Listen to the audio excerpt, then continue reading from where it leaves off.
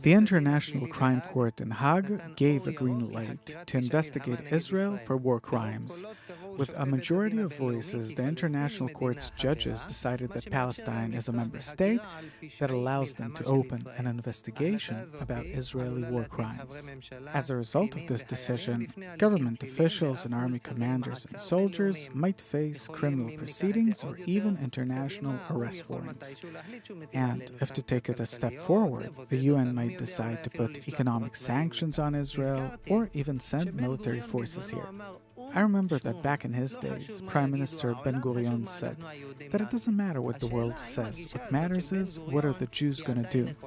And the question is, was Ben-Gurion right, or that today we have to do things differently? Ben-Gurion is right. The only question is, do we have the inner strength and a consent within the nation that this is how we have to relate both to ourselves and the world, and toward our obligation to the nation and the world. If we know how to correctly arrange ourselves, then, of course, we don't have to mind the UN or all of these organizations. In recent years, the United States watched our back in the UN Security Council and so on. Now there's a new government there, and who knows, where's it all headed? What do you think awaits the State of Israel and its complicated relationship with the UN? I think that it is to our benefit. Really? Yeah?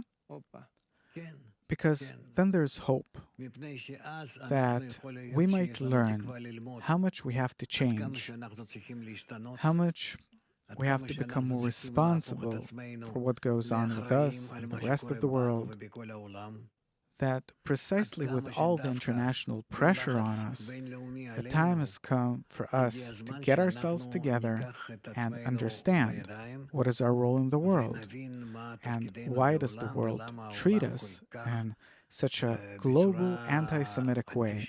What do you mean by getting ourselves together? For us to understand, why does the world hate us? What is the reason for anti-Semitism? What is the real reason for anti-Semitism? Ask people, they'll tell you why they hate us.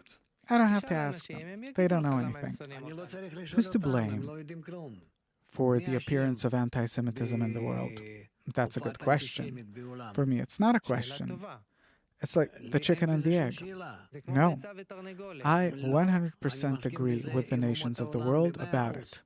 That the Jews, that Israel, are to blame for being hated. Why? Because we're not realizing our role. How does the wisdom of Kabbalah define our role in its realization in the world? To be light unto the nations. You ever heard about it? We all heard about it. It says so in the Torah. What is light? Light is the force of connection, of love. This is what we have to show the world. That this is what exists between us. Between us, not the nations of the world, between us. That if the nation of Israel will reach a state where instead of arguing about politics and whatnot, that the only thing that we'll be concerned with is our connection, according to the law of love covers all crimes, then the entire world will calm down. Everyone will take us on their hands and will say, the Lord has done great things for them. Yeah, but it's an unsolvable challenge. Jews, by nature, they're opinionated. Everyone thinks that they can be the prime minister and the chief of staff and whatnot. We want to rise above our own reason to the reason of the upper.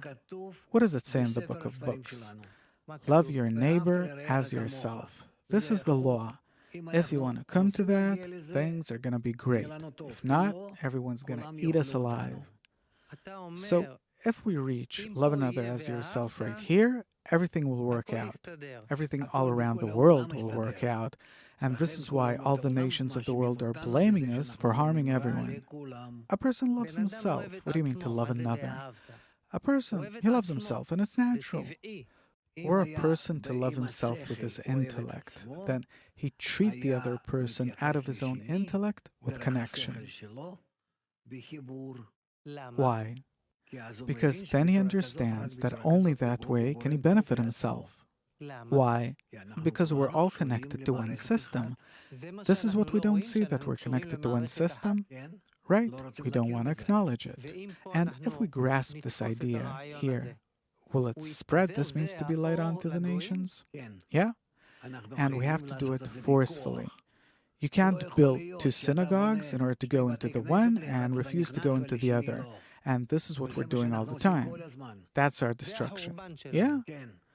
So what's going to happen with the International Crime Court in Hague or with the UN in general? They'll keep putting pressure on us from different directions. And maybe, as a result of that, along with our explanation, we'll be able to move the nation of Israel a bit more toward the understanding that it's all in our hands.